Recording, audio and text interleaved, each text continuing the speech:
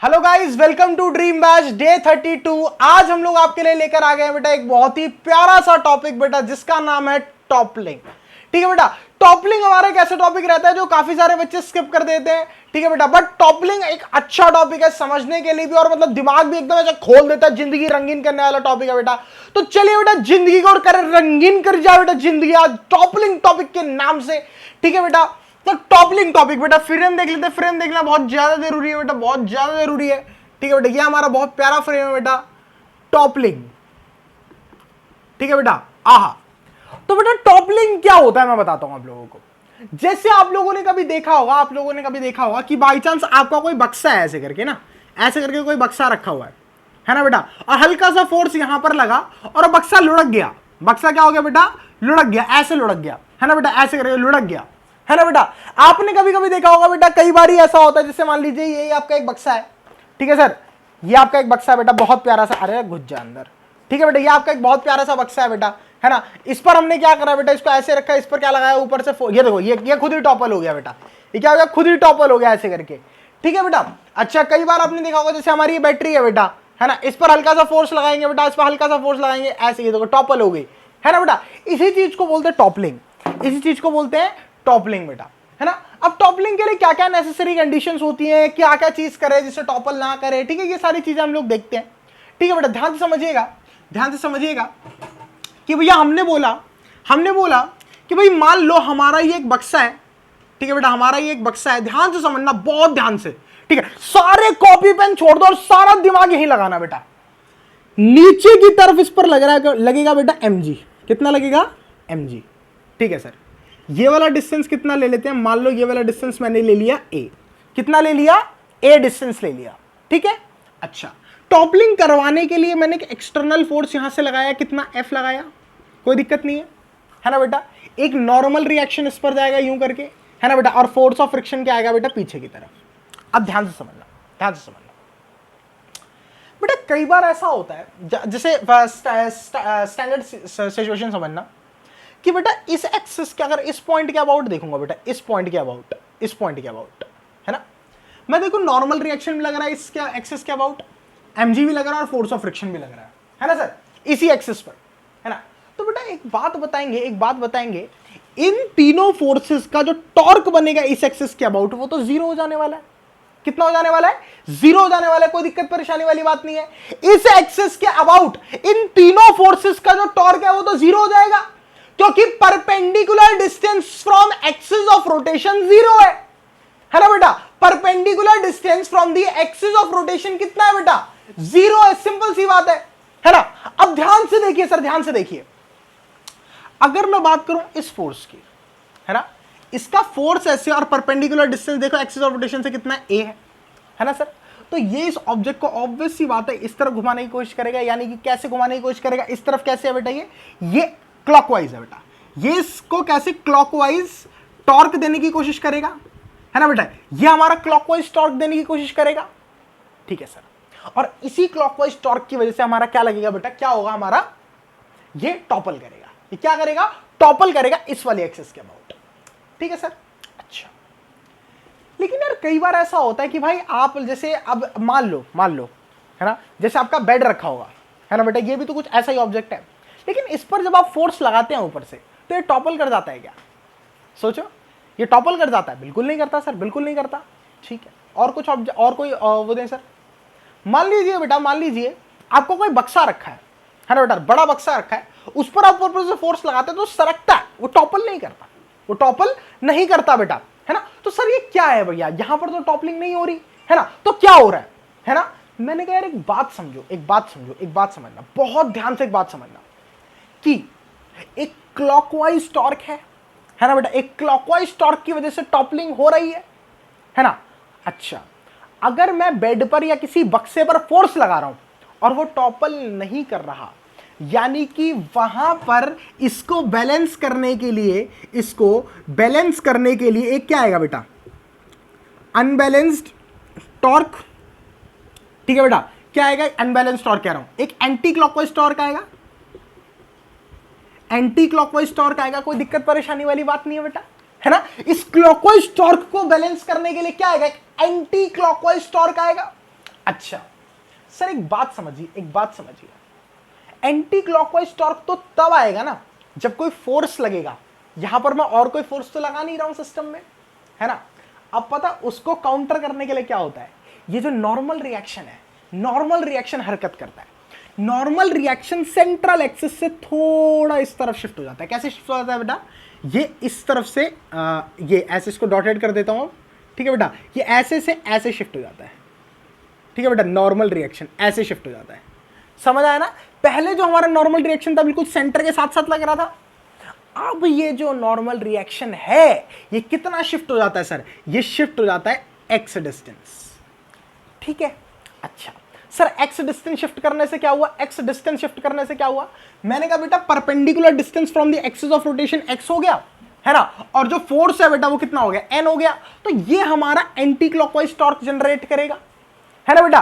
और जिस पॉइंट पर क्लॉकवाइज टॉर्क और एंटी क्लॉकवाइज टॉर्क बराबर हो जाएगी बेटा, ध्यान से समझ लेना, जिस पॉइंट पर क्लॉकवाइज और एंटी क्लॉकवाइज टॉर्क बराबर हो जाएगी बेटा, ये ऑब्जेक्ट टॉपलिंग नहीं करेगा।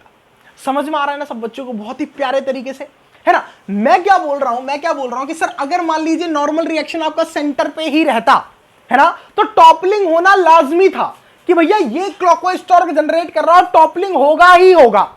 लेकिन भैया टॉपलिंग तो कई केसेस में देखने को नहीं मिलता, है ना, टॉपलिंग तो मैक्सिमम केसेस में देखने को नहीं मिलता। तो भैया ये क्या है, फिर ये क्या है, मैंने कहा भाई यहां पर क्या होता है, नॉर्मल रिएक्शन अपने आप को शिफ्ट कर लेता है in order to counter this torque generated by some external force के कारण जो टॉर्क जनरेट हो रही है बेटा, उसको काउंटर करने के लिए हमारा नॉर्मल रिएक्शन अपनी एक्सिस को शिफ्ट कर लेता है एक्स डिस्टेंस से, ठीक है बेटा। और कुछ इस तरीके से शिफ्ट करता है कि वो क्या कर रहा हो बेटा, इस फोर्स के द्वारा लगने वाली टॉर्क को काउंटर कर रहा हो, ठीक है। देखते हैं बेटा काउंटरिंग सिचुएशन देखते हैं। ये वाला फोर्स कितना टॉर्क लगा रहा है बेटा, ये वाला फोर्स टॉर्क लगा रहा है एफ इंटू में ए, कोई दिक्कत नहीं है। और जो ये वाला फोर्स टॉर्क लगा रहा होगा बेटा, वो लगा रहा होगा नॉर्मल रिएक्शन इनटू में एक्स, कोई दिक्कत नहीं है बेटा। फोर्स इनटू में परपेंडिकुलर डिस्टेंस, फोर्स इनटू में परपेंडिकुलर डिस्टेंस, कोई दिक्कत वाली बात नहीं है ना। दोनों को इक्वेट कर दो बेटा, एफ इंटू में A is equal to N into में एक्स, कोई दिक्कत नहीं है। अब यहां पर नॉर्मल रिएक्शन का अगर मैं लीनियर वो बनाऊं, लीनियर इक्विलिब्रियम बनाऊं, तो N is equal to M g दिख रहा है तुम लोगों को, यहां पे N is equal to M g दिख रहा है, तो एन की जगह पे एम जी डाल दो, तो एफ इंटू में A is equal to M G into में एक्स, तो एक्स की वैल्यू कितनी आ गई बेटा, एफ ए अपॉन में एम जी। अब ध्यान से समझना बेटा, अब ध्यान से समझना, जैसे मान लो ये पूरी लेंथ कितनी है इसकी, बी है ना बेटा, और ये लेंथ कितनी हो जाएगी, ये बी बाई 2 हो जाएगी, सिंपल सी बात है ना। तो जो एक्स की मैक्सिमम वैल्यू हो सकती है वो क्या हो सकती है, सोचो। अगर मान लो मैंने फोर्स बढ़ाया, फोर्स बढ़ाने पर क्लॉकवाइज टॉर्क इंक्रीज हो जाएगा, सिंपल सी बात है। फोर्स बढ़ाऊंगा तो क्लॉकवाइज टॉर्क इंक्रीज हो जाएगा, है ना।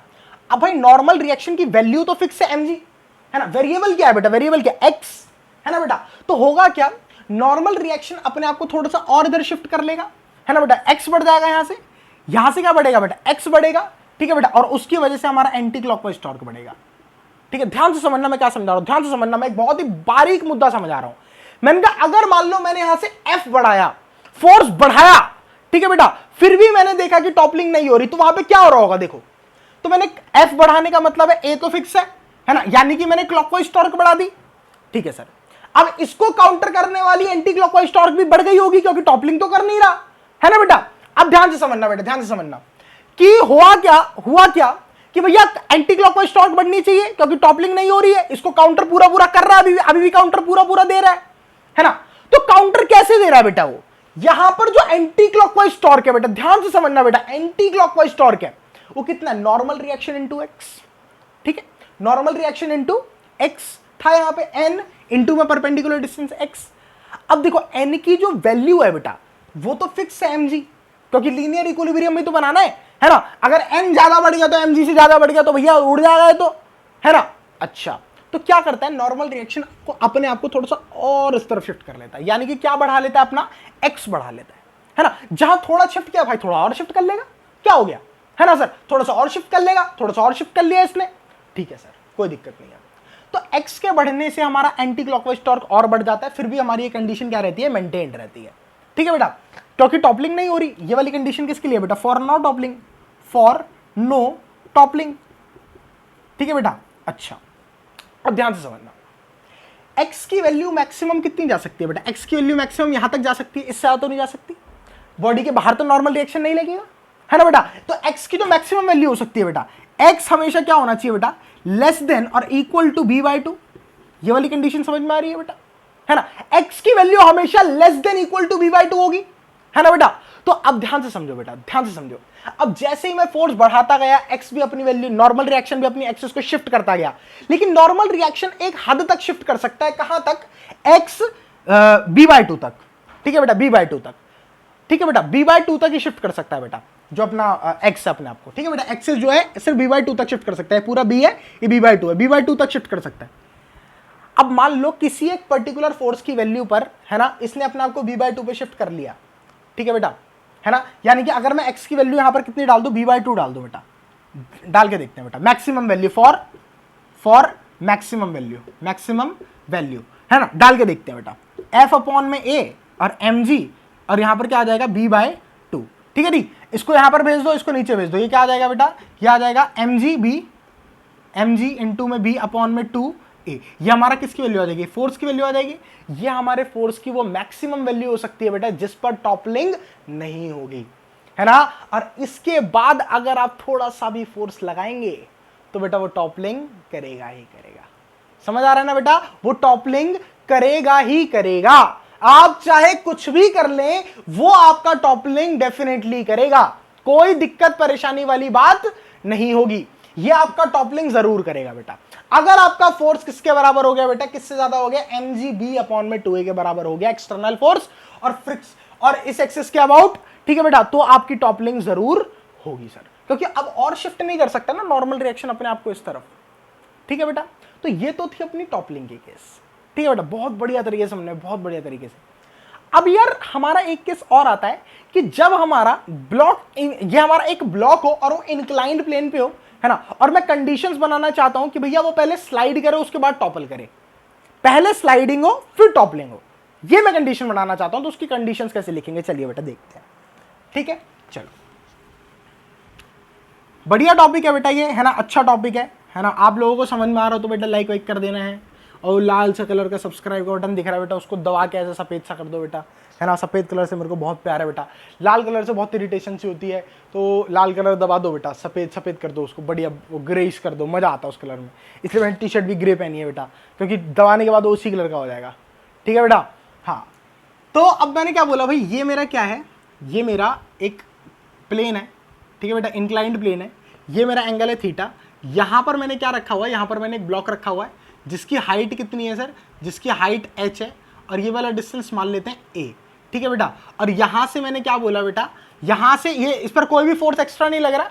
ठीक है बेटा, सिर्फ और सिर्फ इस पर एक फ्रिक्शनल फोर्स, ऑब्वियस सी बात है, पीछे की तरफ लगेगा, फ्रिक्शनल फोर्स लग रहा है। अब तुम्हारे को क्या करना है बेटा, चेक करना है condition for toppling. Condition for toppling मतलब कि पहले स्लाइड करनी चाहिए बॉडी, उसके बाद टॉपल करे।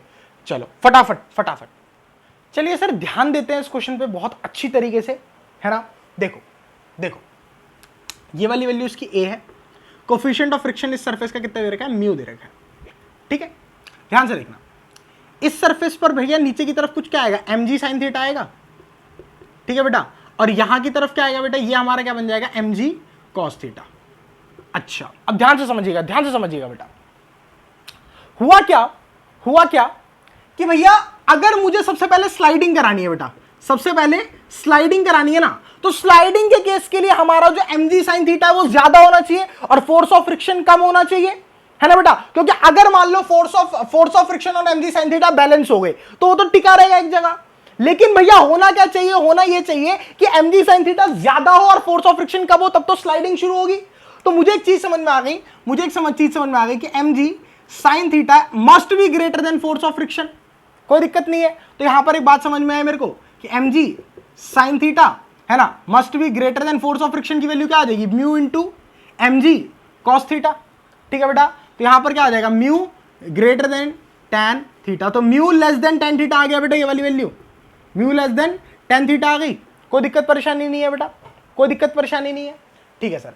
अब हम केस देखते हैं बेटा, नेट टॉर्क जीरो करते हैं पहले, है ना, क्योंकि भैया फ्री तो मिनिमम मैक्सिमम वैल्यू निकाल के करेंगे।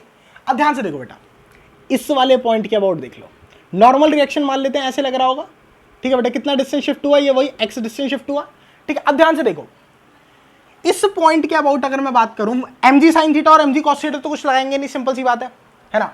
तो होगा क्या तुम लोगों को अगर मान लो कि तुम लोगों को करना है वो, मतलब मैक्सिमम क्रिटिकल कंडीशन के लिए तुम लोगों को पता है कि जो हमारी फोर्स ऑफ फ्रिक्शन की वैल्यू होगी वो हमारी mg sin थीटा के बराबर होगी, सिंपल सी बात है, ये तुम लोगों को पता है, सबको भली भांति पता है ना, कि भैया क्रिटिकल कंडीशन के लिए जो हमारी फोर्स ऑफ फ्रिक्शन की वैल्यू है वो mg sin थीटा के बराबर होगी क्रिटिकल कंडीशन के लिए, ठीक है बेटा। अब भाई हुआ क्या, इस पॉइंट के अबाउट में देखूं अगर, है ना, तो परपेंडिकुलर डिस्टेंस जो है बेटा वो ये वाला है, ये पूरा h है, ये परपेंडिकुलर डिस्टेंस है बेटा, कोई दिक्कत वाली बात नहीं है, h है, ये h है, तो ये कितना हो जाएगा बेटा, ये वाला डिस्टेंस हो जाएगा हमारा h/2, कितना हो जाएगा बेटा h/2, क्योंकि ये पूरा h है, तो perpendicular distance from the axis of rotation कितना हो जाएगा h/2, और नॉर्मल रिएक्शन का परपेंडिकुलर डिस्टेंस कितना है बेटा x, ठीक है बेटा, और दोनों एक दूसरे को क्या करते हैं, काउंटर करते हैं, तो देख लेते हैं बेटा, लिख लेते हैं n into x is equal to force of friction into h/2, force of friction into h/2, कोई दिक्कत परेशानी वाली बात नहीं है। क्रिटिकल कंडीशन के लिए लगा लेते हैं, क्रिटिकल कंडीशन के लिए अगर मैं यहां पर भी चेक करूं, इस वाले केस में भी चेक करूं, तो ये तो तब का कंडीशन है जब हमारी स्लाइडिंग हो रही है। क्रिटिकल कंडीशन के लिए आप लोगों को पता है एंगल ऑफ रिपोज वाली कंडीशन जो म्यू आ जाता है वो किसके बराबर आ जाता है, tan थीटा के बराबर आ जाता है बेटा, ये अपनी क्रिटिकल कंडीशन होती है, ये अपनी क्रिटिकल कंडीशन होती है, सब लोगों को पता है वाली चीज, है ना बेटा, ये एंगल ऑफ रिपोज वाला सीन। अब यहां से अगर मैं देखूं तो x इज इक्वल टू कितना आया बेटा, फोर्स ऑफ फ्रिक्शन इंटू में h/2 इंटू नॉर्मल रिएक्शन, कोई दिक्कत नहीं है सर, कोई दिक्कत नहीं है, ठीक है सर, कोई दिक्कत नहीं है। फोर्स ऑफ फ्रिक्शन की जगह पे म्यू इंटू एन लिखा जा सकता है, ठीक है सर, फोर्स ऑफ फ्रिक्शन की जगह पे क्या लिखा जा सकता है बेटा, म्यू इंटू एन लिखा जा सकता है, और नीचे एन है यहां पर h/2 एज इट इज, कोई दिक्कत नहीं है।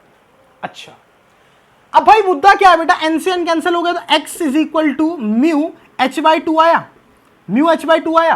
अब ध्यान से देखो बेटा, मेरे को मैक्सिमम वैल्यू बतानी है ना बेटा, मेरे को क्या बताना है बेटा, कि भैया स्लाइडिंग पहले हो उसके बाद टॉपलिंग हो, ये बताना है। तो ध्यान से देखो बेटा क्या करूंगा, ध्यान से देखो क्या करूंगा, मुझे पता है फॉर मैक्सिमम वैल्यू, फिर वही फॉर मैक्सिमम वैल्यू जो लास्ट क्वेश्चन में किया था, ठीक है बेटा, कि जो हमारी x की है बेटा वो हमेशा लेस देन कितना होना चाहिए बेटा, x हमारा लेस देन कितना होना चाहिए, x हमारा लेस देन होना चाहिए इस वैल्यू के, यानी कि a/2 के, ठीक है बेटा। तो x की जगह पे ये पूरी वैल्यू पुट कर दो, x की जगह पे उठा के ये पूरी वैल्यू पुट कर दोगे तो हमारा क्या आ जाएगा बेटा, mu h/2 less than a/2, 2 से 2 कैंसिल हो गया बेटा, तो हमारा क्या आ गया बेटा, म्यू लेस देन a/h, यानी कि जो टॉपलिंग कंडीशंस होती हैं बेटा वो इन दोनों के बीच के कोफिशिएंट ऑफ फ्रिक्शन और बॉडी के ज्योमेट्री पे डिपेंड करती है, लेंथ और ब्रेथ पर, समझ रहे हो तुम लोग, है ना, लेंथ और ब्रेथ पर डिपेंड करती है बेटा, समझ में आ रहा है ना तुम लोगों को, किस पे डिपेंड करते हैं, लेंथ और ब्रेथ, ए और एच पे डिपेंड कर रहा है ना,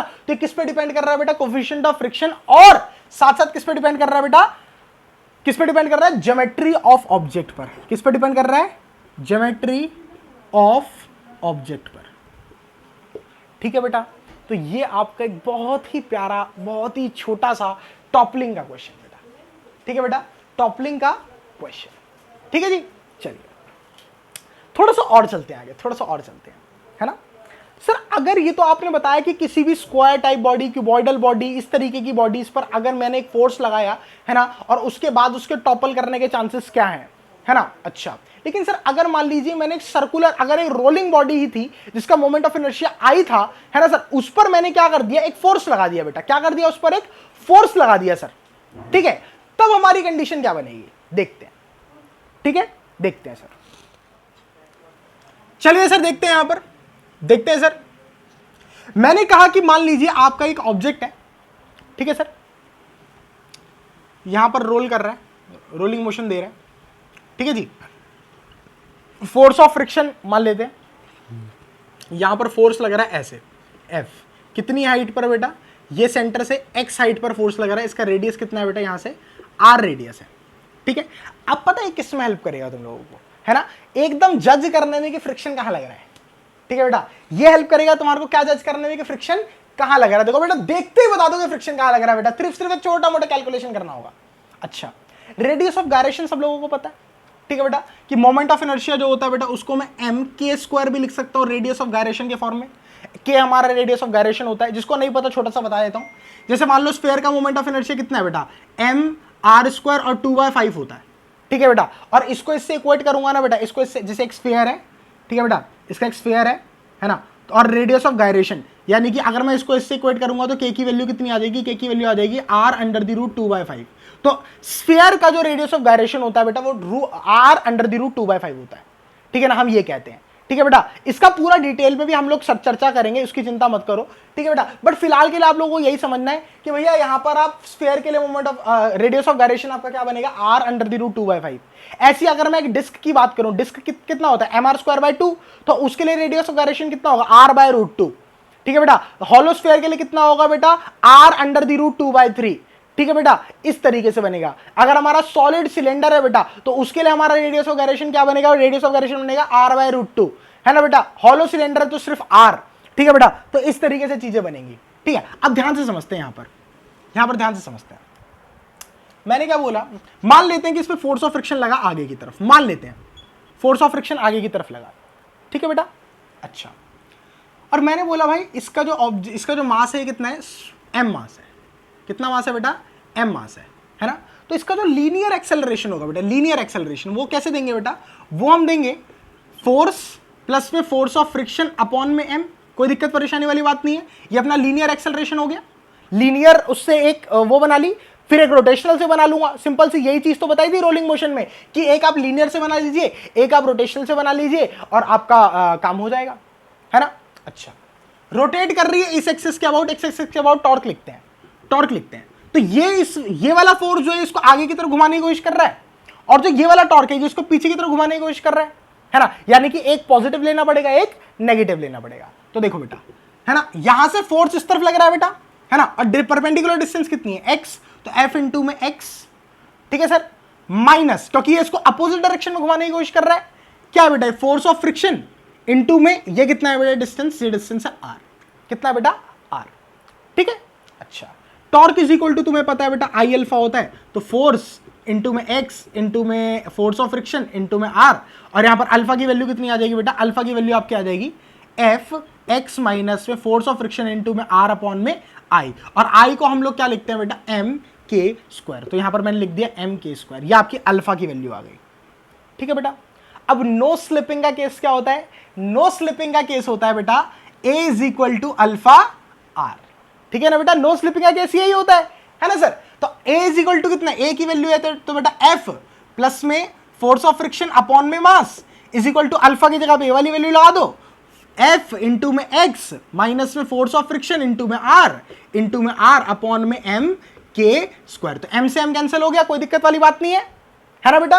अच्छा, अब यहां पर देखो f प्लस में फोर्स ऑफ फ्रिक्शन, ठीक है जी, और इज इक्वल टू यहां पर क्या आ जाएगा बेटा, यहां पर आ जाएगा आपका f आर एक्स माइनस में फोर्स ऑफ फ्रिक्शन इंटू में r स्क्वायर, और यहां पर भी अपॉन के स्क्वायर, यहां पर भी अपॉन के स्क्वायर। कोई दिक्कत परेशानी नहीं है बेटा, एकदम बढ़िया तरीके से समझ में आ रहा है, सिर्फ और सिर्फ मैथमेटिक्स का यूज कर रहा हूं मैं यहाँ पे, ठीक है बेटा।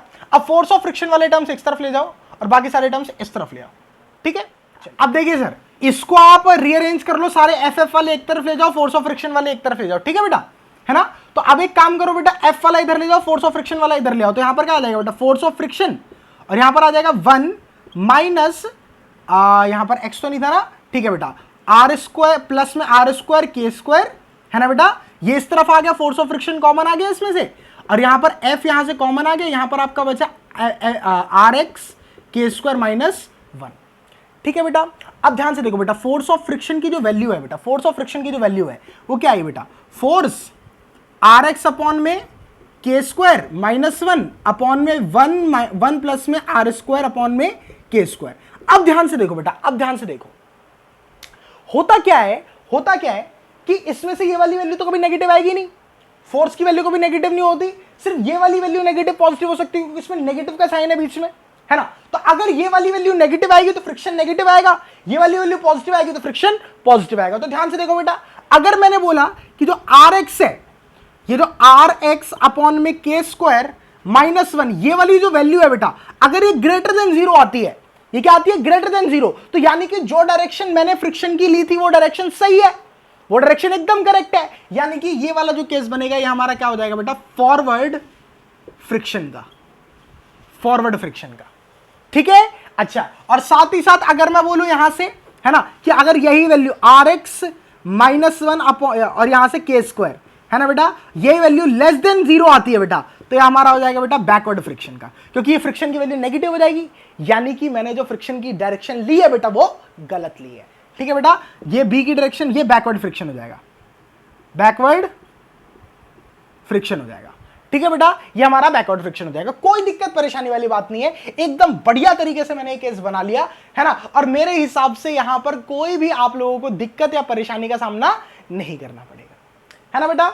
चलिए, अब यहां से बेटा बहुत सारे क्वेश्चंस और बनते हैं बेटा। अब इस ब्लॉक को, अब इस रोलिंग मोशन को ले जाते हैं इंक्लाइंड प्लेन पे, जय हो जी, ठीक है ना। फिर अपना ये जो रोल रोल रोल रोल वाला टॉपिक है ना खत्म हो जाएगा, ठीक है। मतलब फिर भी हम क्या नाम है कुछ एडवांस न्यूमेरिकल करेंगे, क्या नाम है, रोलिंग मोशन पर एक वीडियो में, है ना, बट अपना रोल रोल वाले टॉपिक्स खत्म हो जाएंगे, है ना।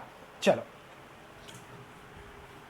अब देखो बेटा ध्यान से, अगर देखो यार समझ में आ रहा है तो यार वीडियो को लाइक करो भाई, वीडियो को लाइक करो भाई, अगर समझ आ रहा है तो वीडियो को लाइक करो, ठीक है बेटा। वीडियो को शेयर करो, वीडियो को शेयर करना बहुत इंपॉर्टेंट है, बहुत एलिमेंट्री चीज है बेटा, शेयरिंग इज केयरिंग, बहुत बढ़िया बेटा, तो शेयर करो बेटा, ठीक है। चलो, अब मैंने बोला सर मेरे पास एक क्या है, इंक्लाइंड प्लेन है, ठीक है बेटा।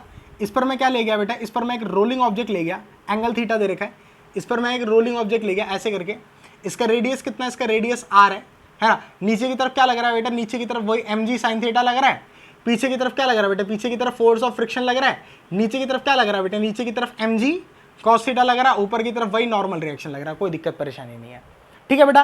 फिर वही एक लीनियर और एक रोटेशनल, बस और कुछ नहीं है, ठीक है बेटा। एक लीनियर मोशन फॉलो कराओगे तो यहां पर आपका आ जाएगा mg sin थीटा माइनस में फोर्स ऑफ फ्रिक्शन अपॉन में mass is equal to acceleration, ये क्वेश्चन बन जाएगी, कोई दिक्कत वाली बात नहीं है बेटा। सिंपल सी बात है कि भैया mg sin theta minus force of friction, है ना, इज इक्वल टू अपॉन में total mass is equal to acceleration, यही आता है।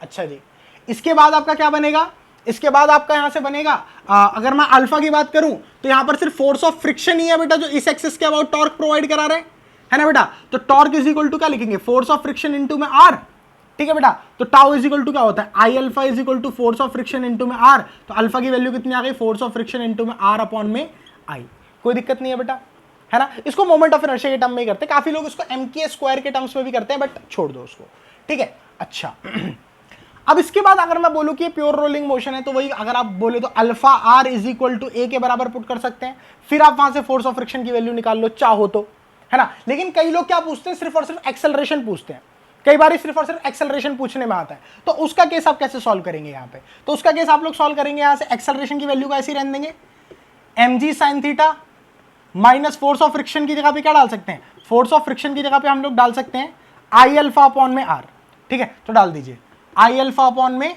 आर अपॉन में एम, कोई दिक्कत वाली बात नहीं है बेटा, आराम से बात समझ में आ रही है, ठीक है सर। अब यहां से इसको इधर चढ़ा दो, m into a is equal to M g sine theta minus में आई अपॉन में, अब देखना अल्फा की जगह पे क्या लिख सकते हैं, a is equal to r alpha होता है किस केस के लिए बेटा, प्योर रोलिंग के केस के लिए, है ना बेटा। अच्छा तो अब वही वाली बात है बेटा, अल्फा की जगह पे मैं a बाय आर लिख सकता हूं, तो अल्फा की जगह पे a बाय आर लिख दीजिए तो a, और नीचे r दो हो जाएंगे तो आर स्क्वायर, कोई दिक्कत नहीं है। a वाला टर्म इधर पटक दो, ठीक है बेटा, a वाला टर्म इधर पटकोगे, ठीक है बेटा, तो आपका क्या आ जाएगा, यहाँ से m आ जाएगा, ठीक है जी, और क्या नाम है प्लस में a अपॉन में आर स्क्वायर हो जाएगा, और यहाँ से क्या बन जाएगा mg साइन थीटा बन जाएगा, कोई दिक्कत नहीं है।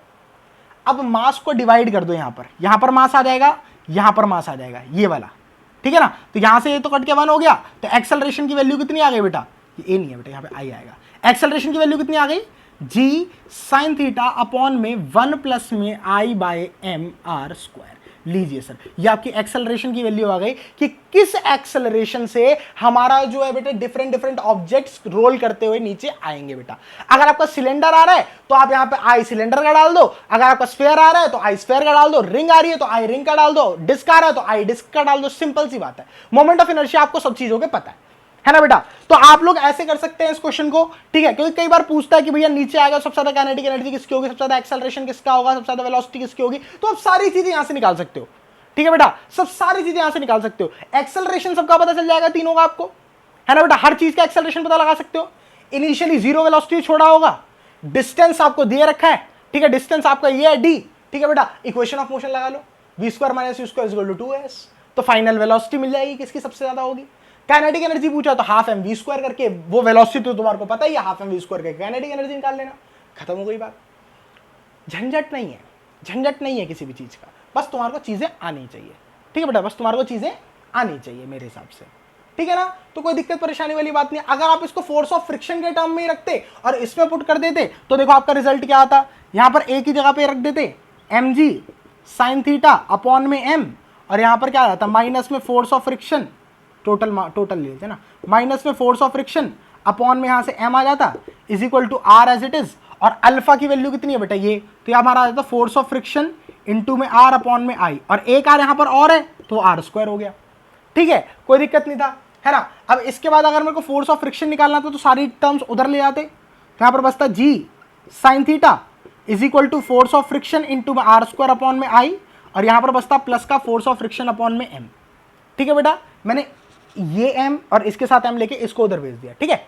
अब यहां से देखो फोर्स ऑफ फ्रिक्शन कॉमन आ रहा है, ठीक है बेटा, तो यहां से 1/m हो जाएगा, यहां से फोर्स ऑफ फ्रिक्शन कॉमन निकाल लिया, ठीक है, कोई दिक्कत नहीं है बेटा, कोई दिक्कत परेशानी वाली बात नहीं है ना। अब यहां पर देखो बेटा, यहां पर एलसीएम ले लो, तो यहां पर क्या बच गया g sin थीटा, और यहां पर क्या आ गया बेटा, यहां पर आप लोगों का आ जाएगा mr स्क्वायर प्लस में 1 अपॉन में i इंटू में m, ये इंटू में फोर्स ऑफ फ्रिक्शन, दिख रहा है ना, फ्रेम में आ रहा है ना, ठीक है बेटा, है ना, ये आ गया। अब यहां से अगर आपको फोर्स ऑफ फ्रिक्शन की वैल्यू निकालनी है, ये चीज मिटा देता हूं, ठीक है ना, अगर आपको यहां से फोर्स ऑफ फ्रिक्शन निकालना है, ठीक है, तो फोर्स ऑफ फ्रिक्शन निकालने के लिए आप लोग क्या कर दो, फोर्स ऑफ फ्रिक्शन निकालने के लिए इसको ऊपर ले जाओ, ठीक है बेटा, या एक काम करो, ये आई तो पूरे में नहीं है ना, फिर यहाँ पर आई भी तो आता, यहाँ पर आई भी आएगा ना, अगर आप पूरा वो करेंगे तो, ठीक है। तो अगर सिंपल सी बात है यार, अगर आपको फोर्स ऑफ फ्रिक्शन निकालना है तो इस पूरे को ऊपर ले जाओ, mg इंटू में आई इंटू में साइन थीटा अपॉन में ये पूरा का पूरा टर्म नीचे आ गया, mr स्क्वायर प्लस में i, ठीक है। अब सिर्फ आई को नीचे ले आते हैं कई बंदे, तो इसको रीअरेंज करके इस इक्वेशन को ऐसे लिख देते हैं, mg साइन थीटा अपॉन में i प्लस 1 प्लस में mr स्क्वायर अपॉन में i, लीजिए ये लिख देते हैं बस, ठीक है, ये फोर्स ऑफ फ्रिक्शन हमारा आ जाता है, ठीक है ना। मतलब हमने कुछ नहीं करा, अगर a is equal to r alpha में एज इट इज डाल दे तो फोर्स ऑफ फ्रिक्शन आ गया, ठीक है ना। अगर यहां पर फोर्स ऑफ फ्रिक्शन को चेंज करके अल्फा कर दिया, अल्फा को चेंज करके a कर दिया तो एक्सेलरेशन आ गया, तो ये हमारा प्योर रोलिंग मोशन हो जाता है, ठीक है बेटा, ये हमारे रोलिंग मोशन के केस हो जाते हैं, तो कोई दिक्कत परेशानी वाली बात नहीं है यार, है ना। और इवन पता है अगर यहां पर तुम्हारा एक एडिशनल फोर्स F भी लग रहा होता तो भी अब तुम्हारे को चिंता की जरूरत नहीं थी, फोर्स ऑफ फ्रिक्शन की डायरेक्शन तुम लोग पता लगा सकते थे रेडियस ऑफ गायरेशन वगैरह की मदद से, ठीक है बेटा, और फोर्स ऑफ फ्रिक्शन की डायरेक्शन वहां पर लेकर नेट फोर्स यहां पर आ जाता, बस एक फोर्स ये वाला F इंक्लूड हो जाता नेट फोर्स के अंदर, बस बात खत्म थी। टॉर्क के अंदर एक ये वाला फोर्स इंक्लूड हो जाता, मतलब आप लोगों को जो बेसिक तरीका है ना वो आ चुका है ना, न्यूमेरिकल सॉल्व करने का, कि एक क्वेश्चन लीनियर से बनेगी, एक क्वेश्चन रोटेशन से बनेगी, बाकी आप भाई जिंदगी चाहे बेटा एकदम आबाद कर दो, चाहे नरक कर दो, चाहे कैसी भी कर दो, ठीक है, लेकिन आपका बन जाएगा क्वेश्चन, इस बात की तो गारंटी है, ठीक है बेटा। तो ये आपका सिंपल है बेटा, एकदम सिंपल, ठीक है बेटा। तो ये चीज आप लोगों को आई होप समझ में आई होगी। आज का जो टॉपिक था बेटा टॉपलिंग, बहुत ही अच्छा टॉपिक मुझे पर्सनली लगता है, ठीक है। अब जो नेक्स्ट क्लास में कराऊंगा यार वो वैसे तो इंस्टेंटेनियस एक्सिस ऑफ रोटेशन है, ठीक है ना, जो इंस्टेंटेनियस एक्सिस ऑफ रोटेशन को बोलते हैं वैसे तो, क्योंकि जिसमें जो सुना है ना कि नीचे की वेलोसिटी 0 ऊपर की 2v, तो इंस्टेंटेनियस एक्सिस ऑफ रोटेशन का पार्ट है, ठीक है। तो वो देख लेंगे, नहीं तो एक काम करेंगे, इंस्टेंटेनियस एक्सिस ऑफ रोटेशन सिर्फ एक ऑल्टरनेटिव तरीका है इन सारे क्वेश्चंस को सॉल्व करने का, ठीक है। अगर वो नहीं कराऊंगा तो मैं डेफिनेटली एक नेक्स्ट टॉपिक या फिर नया चैप्टर या ग्रेविटेशन शुरू कर दूंगा, ठीक है बेटा। वैसे तो मैं चाहता हूं कराना, उसके बाद मैं थोड़ा सा एंगुलर मोमेंटम पर भी थोड़ा टाइम देना चाहता हूं, 1-2 क्लासेस, ठीक है बेटा। तो अभी तो सोच रहा हूं मैं थोड़ा सा 2-3 दिन ना इसमें दूं, ताकि तुम्हारा मैकेनिक्स इतना स्ट्रांग हो जाए, इतना स्ट्रांग हो जाए कि भैया तुम लोग बोलो कि बिरजू भैया से पड़े हुए हैं, ठीक है बेटा, ये मुद्दा है। तो आज की क्लास में इतने बेटा, मिलते हैं आप लोगों से नेक्स्ट क्लास में, till then bye bye, take care, stay home, stay safe बेटा।